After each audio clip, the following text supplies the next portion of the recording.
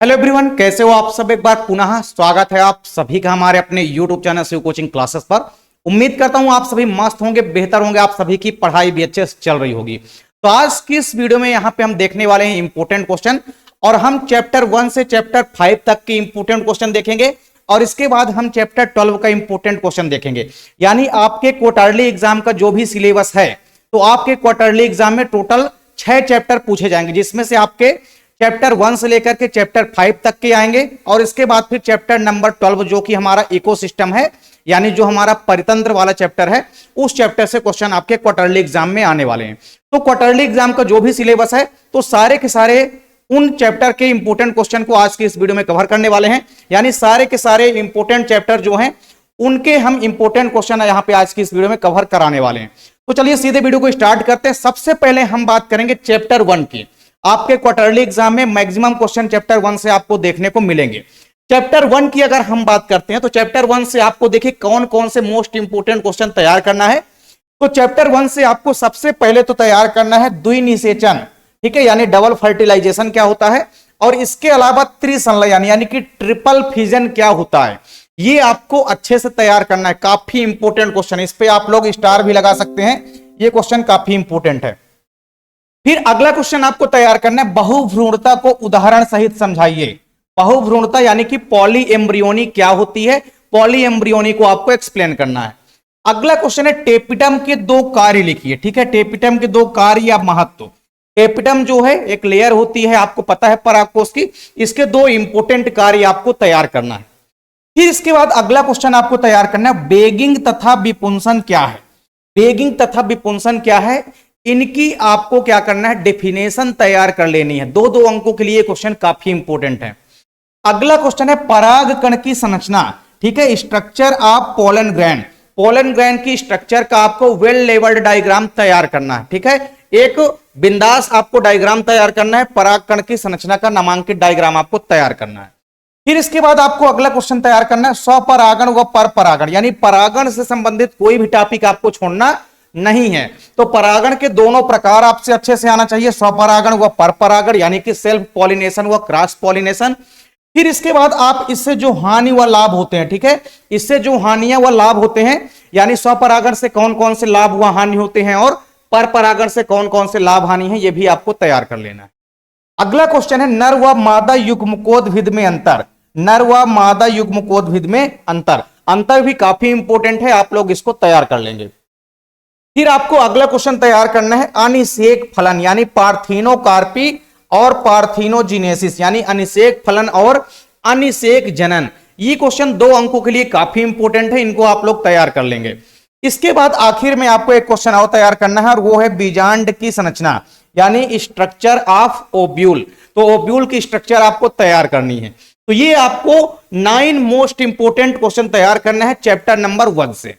तो चैप्टर 1 से आपको ये इंपोर्टेंट क्वेश्चन तैयार करना है, स्क्रीनशॉट आप लोग ले सकते हैं। अब बात करते हैं चैप्टर नंबर 2 की। चैप्टर 2 की अगर हम बात करते हैं, चैप्टर 2 हमारा है मानव जनन।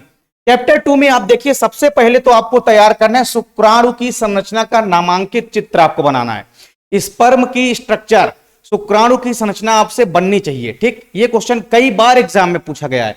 तो शुक्राणु की संरचना को सचित्र आप एक्सप्लेन करेंगे। अगला क्वेश्चन आपको तैयार करना है, 2 अंकों के लिए काफी इंपोर्टेंट है, वृषण व अंडाशय, यानी टेस्टिस और ओवरीज, इन दोनों के 2-2 कार्य आपको तैयार करना है। दोनों के फंक्शंस यानी कि कार्य आपको तैयार करना है।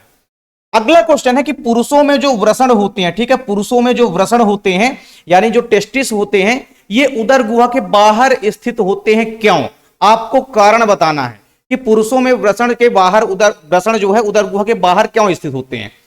फिर अगला क्वेश्चन आपको यहां पे डायग्राम तैयार करना है ग्राफियन फॉलिकल का और अंडाणु की संरचना का, यानी ओवम का और ग्राफियन फॉलिकल का आपको डायग्राम तैयार कर लेना है। इसके बाद आपको तैयार करना है शुक्राणु जनन व अंडाणु जनन की क्रिया विधि, यानी स्पर्मेटोजिनेसिस और oogenesis। तो शुक्राणु जनन और अंडाणु जनन की क्रिया विधि आपको बननी चाहिए, और साथ ही साथ इनके मध्य अंतर भी आपसे बनना चाहिए।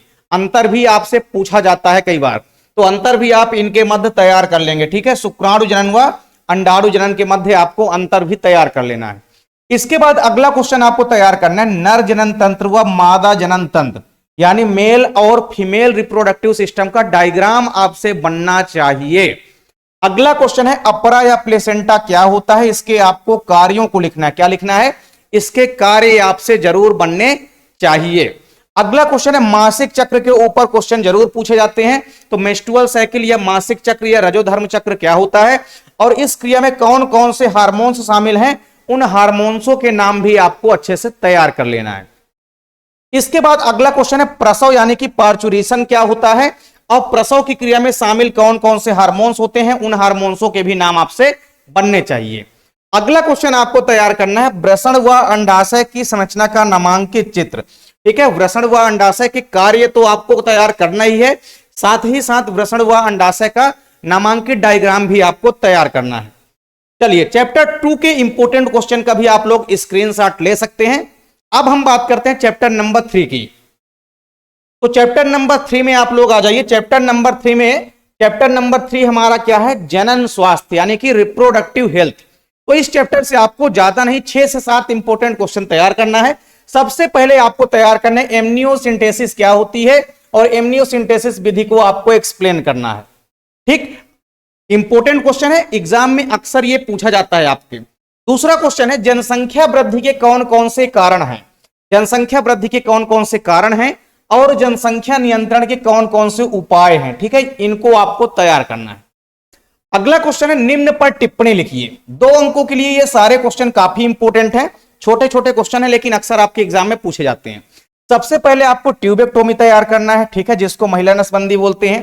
फिर इसके बाद जिफ्ट क्या होती है, वैसेक्टोमी क्या होती है, गिफ्ट क्या होता है और आईयूसीडी यानी इंट्रायूटेराइन कॉन्ट्रासेप्टिव डिवाइस क्या है, इसके बारे में आपको टिप्पणी लिखनी है। अगला क्वेश्चन है एमटीपी। एमटीपी को समझाइए, मेडिकल टर्मिनेशन ऑफ प्रेगनेंसी क्या होती है, या हिंदी में आपसे लिखा मिल सकता है कि चिकित्सीय गर्भ समापन को समझाइए। तो एमटीपी का मतलब होता है चिकित्सीय गर्भ समापन। आपसे हो सकता है एग्जाम में चिकित्सीय गर्भ समापन दे दे, तो बात तो वही है, आपको सेम लिखना है।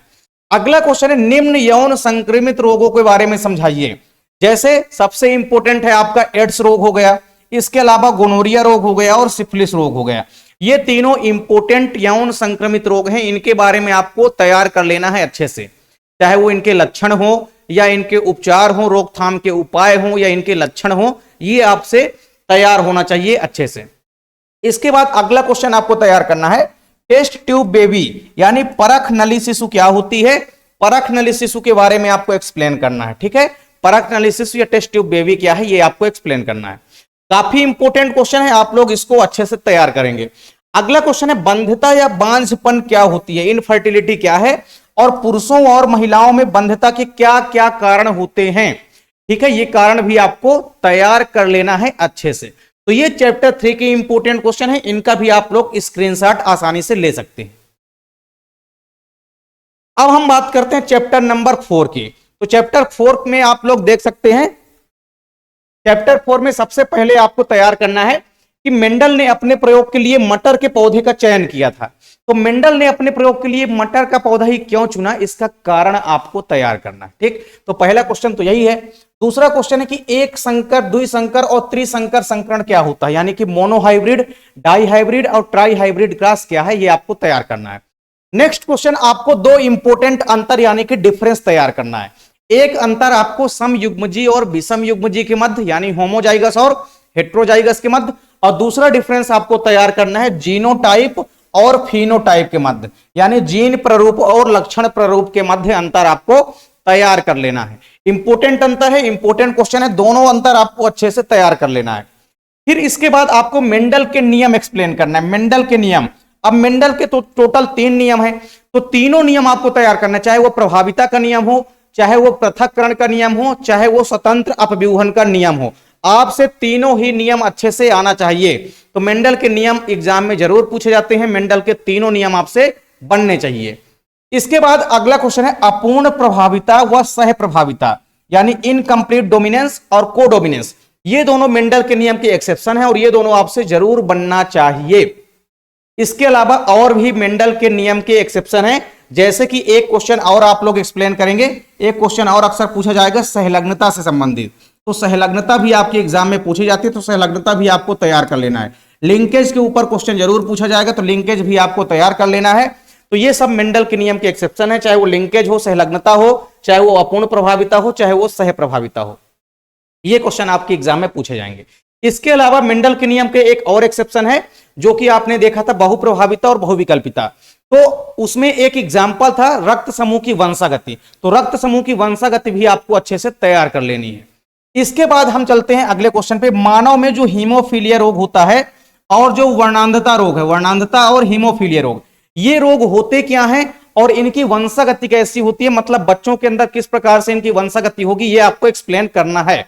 तो हमने कंडीशन भी आपको कराई है, सारे के सारे जितने भी इंपॉर्टेंट क्वेश्चन हमने सभी की वीडियो भी प्रोवाइड करा दी है। यदि कोई टॉपिक आप अभी तक नहीं देखे हैं तो आप प्ले लिस्ट में जाइए, वहां पे आप सर्च करेंगे तो आसानी से आपको मिल जाएगा टॉपिक। अगला क्वेश्चन है मानव में लिंग निर्धारण, सेक्स डिटर्मिनेशन कैसे होता है मानव में, ये आपको एक्सप्लेन करना है। नेक्स्ट क्वेश्चन है कि बैक क्रॉस तथा टेस्ट क्रॉस को समझाइए। बैक क्रॉस क्या होता है और टेस्ट क्रॉस, ये दोनों क्रॉस आपको एक्सप्लेन करना है। ठीक, इसके बाद आपको अगला क्वेश्चन तैयार करना है, टर्नर सिंड्रोम क्या होता है, क्लीनीफेल्टर सिंड्रोम क्या होता है, ठीक है, और पटाउ सिंड्रोम क्या होता है, डाउन सिंड्रोम क्या होता है और एडवर्ड सिंड्रोम। तो सिंड्रोम के जितने भी प्रकार हैं, 5 प्रकार के मोस्टली सिंड्रोम होते हैं और 5 प्रकार के सिंड्रोम आपको एक्सप्लेन करना है। तो ये क्वेश्चन आपको इस चैप्टर से तैयार करना है।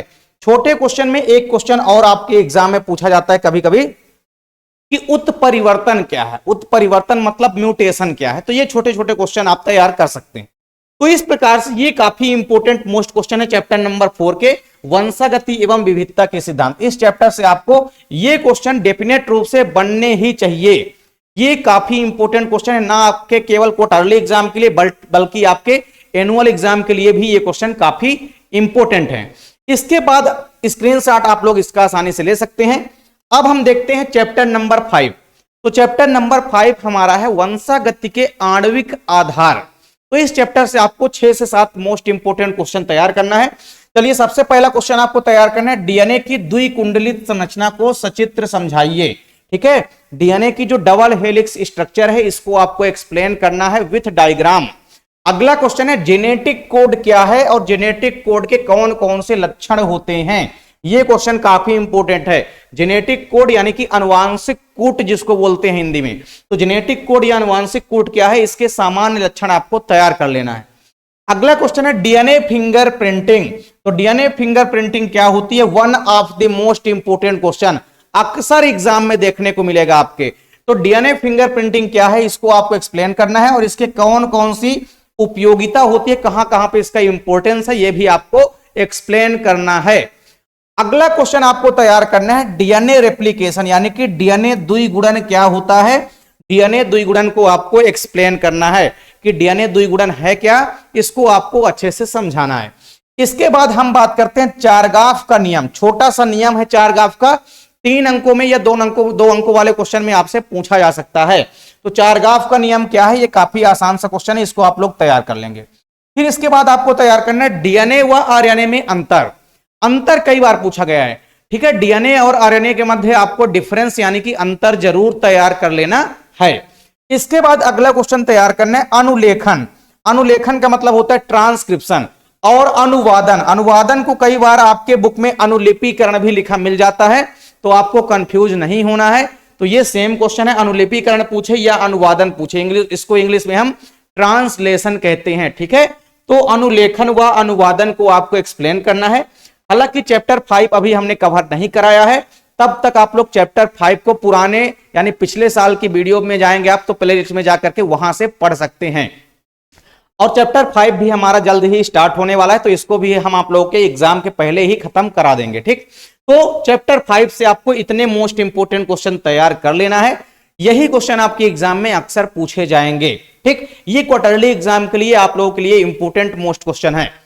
इसका भी आप लोग स्क्रीनशॉट ले सकते हैं चैप्टर नंबर 5 के इंपोर्टेंट क्वेश्चन का। अब इसके बाद हमारे चैप्टर नंबर 12 आते हैं। चैप्टर नंबर 12 जो है ये भी आपके एग्जाम में पूछा जाएगा, ये भी क्वार्टरली एग्जाम में सिलेबस में ऐड है। तो चैप्टर नंबर 12 हमारा है परितंत्र यानी कि इकोसिस्टम। तो परितंत्र को हम पारिस्थितिक तंत्र भी कहते हैं। ठीक है, इकोसिस्टम। अब हम बात करते हैं परितंत्र वाला जो हमारा चैप्टर है, इससे कौन कौन से क्वेश्चन आपको तैयार करने हैं। तो सबसे पहले तो आपको तैयार करना है पारिस्थितिक तंत्र के जैविक घटकों का वर्णन। जो इकोसिस्टम है वो दो घटकों से मिलकर के बना होता है, तो उसके जो बायोटिक कंपोनेंट हैं, जैविक घटक हैं, वो आपको अच्छे से एक्सप्लेन करना है। नेक्स्ट क्वेश्चन आपको तैयार करना है खाद्य श्रृंखला व खाद्य जाल। तो खाद्य श्रृंखला व खाद्य जाल आपको तैयार करना है, यानी कि फूड चेन और फूड वेव, ये दोनों इंपोर्टेंट क्वेश्चन है, इनको आपको तैयार करना है विथ डायग्राम। इसके बाद आप इनके मध्य अंतर यानी कि डिफरेंस भी तैयार करेंगे। खाद्य श्रृंखला और खाद्य जाल आपको एक्सप्लेन करना है, साथ ही साथ इनके मध्य डिफरेंस या अंतर भी आपसे पूछा जा सकता है, तो आप लोग इनके मध्य अंतर यानी कि डिफरेंस भी तैयार कर लेंगे। फिर आपको एक इंपोर्टेंट क्वेश्चन तैयार करना है पोषण स्तर। पोषण स्तर काफी इंपोर्टेंट क्वेश्चन है। पोषण स्तर 2 या 3 नंबर में अक्सर पूछा जाता है। तो पोषण स्तर यानी कि ट्रैफिक लेवल क्या होता है, ट्रैफिक लेवल को एक्सप्लेन करना है। एक और इंपोर्टेंट क्वेश्चन ये वाला तैयार करना है आपको, ऊर्जा का प्रवाह कैसे होता है, या ऊर्जा का प्रवाह क्या है, और किसी भी इकोसिस्टम में ऊर्जा की हानि कैसे होती है, या किसी भी इकोसिस्टम में ऊर्जा का प्रवाह कैसे होता है। दोनों क्वेश्चन आपसे, कोई भी क्वेश्चन आपसे पूछे, या आपसे ये पूछे कि पारिस्थितिक तंत्र में ऊर्जा का प्रवाह कैसे होता है, या कि आपसे ये पूछे कि पारिस्थितिक तंत्र में ऊर्जा हानि को समझाइए, दोनों क्वेश्चन का मतलब वही है, बस क्वेश्चन को ही थोड़ा घुमा देता है कभी कभी। अगला क्वेश्चन आपको तैयार करना है पारिस्थितिक पिरामिड। तो पारिस्थितिक पिरामिड की आपको डेफिनेशन तैयार कर लेनी है, और पारिस्थितिक पिरामिड के जितने प्रकार हैं, चाहे वो एनर्जी का पिरामिड हो, यानी चाहे वो आपका ऊर्जा का पिरामिड हो, चाहे वो आपका जीव भार का पिरामिड हो, चाहे वो आपका जीव भार का पिरामिड हो यानी बायोमास का पिरामिड हो, चाहे वो नंबर का पिरामिड हो, जीव संख्या का पिरामिड हो, सभी के पिरामिड आपसे बनने चाहिए। तो ये चैप्टर आप लोग अभी फिलहाल के लिए इसको आप लोग पुरानी प्लेलिस्ट से देख सकते हैं, पिछले साल की वीडियो से आप लोग इनको पढ़ सकते हैं। काफी आसान भाषा में हमने सारे के सारे इंपोर्टेंट क्वेश्चनों को कवर करा रखा है। और अगर आप लोग हैंड रिटन नोट्स लेना चाहते हैं तो उसके लिए आपको कांटेक्ट करना पड़ेगा 9685299149 पर। ठीक है, हैंड रिटन नोट्स आपको प्रोवाइड कराई जाएगी। ठीक है, इसका मात्र 100 रुपए चार्ज है। ठीक है, 1 सब्जेक्ट का, तो आप लोगों को 100 रुपए पे करना होगा और आपको पीडीएफ फॉर्म में जो है ये प्रोवाइड कराई जाएगी आपको पूरी की पूरी नोट्स। ठीक है, अगला क्वेश्चन आपको तैयार करना है प्राथमिक एवं द्वितीयक उत्पादकता में अंतर। ठीक है, प्राइमरी और सेकेंडरी प्रोडक्टिविटी क्या होती है, इनके मध्य आपको डिफरेंस जो है तैयार कर लेना है। तो इस प्रकार से आप लोगों को चैप्टर नंबर 12 से ये सारे इंपोर्टेंट क्वेश्चनों को तैयार कर लेना है। तो आपके क्वार्टरली एग्जाम में टोटल 6 चैप्टर आएंगे, जिनमें से आप सभी चैप्टर के इंपोर्टेंट क्वेश्चन देख सकते हैं, और लगभग यही सब इंपोर्टेंट क्वेश्चन आपके बोर्ड एग्जाम में भी आएंगे। तो अगर आपने इन चैप्टरों से ये सभी के सभी इंपोर्टेंट क्वेश्चनों को कवर कर लिया तो डेफिनेट रूप से ना केवल आपके क्वार्टरली एग्जाम की तैयारी अच्छी होगी, बल्कि आपके बोर्ड एग्जाम की तैयारी भी अच्छी से होगी। तो उम्मीद करता हूं कि वीडियो आपको पसंद आई होगी। वीडियो अच्छी लगे तो आप लोग लाइक कमेंट जरूर किया करें। साथ ही साथ आप लोग अपने दोस्तों के बीच भी ज्यादा से ज्यादा वीडियो को आप लोग शेयर करें। अगर आप लोग चैनल को अभी तक सब्सक्राइब नहीं किए हैं तो चैनल को सब्सक्राइब जरूर कर लीजिए। मिलते हैं आप लोगों से नेक्स्ट वीडियो में, तब तक के लिए जय हिंद, वंदे मातरम।